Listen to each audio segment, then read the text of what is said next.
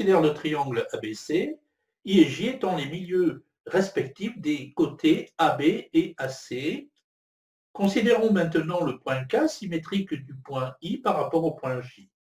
Par conséquent, J est le milieu de IK et donc le milieu commun des segments AC et IK. Or, je sais que si dans un quadrilatère les diagonales se coupent en leur milieu, alors ce quadrilatère est un parallélogramme. Par conséquent, AICK est un parallélogramme puisque ces diagonales AC et IK se coupent en leur milieu. Je sais que si un quadrilatère est un parallélogramme, alors ses côtés opposés sont parallèles et de même longueur. Je vais pouvoir dire donc que AI et KC sont à la fois parallèles et de même longueur. Or, que dire de AI et de IB? Je sais que I est le milieu du segment AB. Par conséquent, AI et IB sont également parallèles et de même longueur. In fine, IB et KC sont parallèles et de même longueur. Or, je sais que si un quadrilatère a deux côtés opposés qui sont à la fois parallèles et de même longueur, alors c'est un parallélogramme. Par conséquent, IBCK est aussi un parallélogramme. Mais comme c'est un parallélogramme, alors ses côtés opposés sont parallèles et de même longueur. Donc, IK et BC sont parallèles et de même longueur. Maintenant, on considère le point J, qui est milieu de IK et IJ, est donc égal, la longueur IJ est égale à la moitié de IK. IJ est égal à IK sur 2. Mais comme IK est égal à BC, IJ est égal à BC sur 2.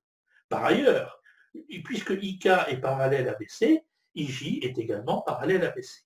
On a ces deux propriétés. Vous voyez que IJ est à la fois parallèle à BC et sa longueur est deux fois plus petite que la longueur BC. Et j'énonce ainsi une première propriété.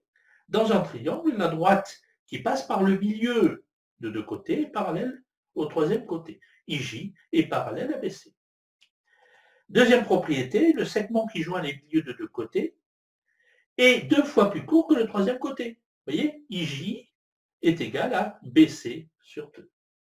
Une troisième propriété qui est un peu une réciproque, si une droite passe par le milieu d'un côté et est parallèle à un deuxième côté, alors cette droite coupe le troisième côté en son milieu.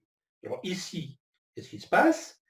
Si une droite passant par I, milieu du côté AB donc, est parallèle à un deuxième côté, en l'occurrence ici le côté BC, eh bien cette droite va couper le troisième côté, en l'occurrence ici le côté AC, en son milieu.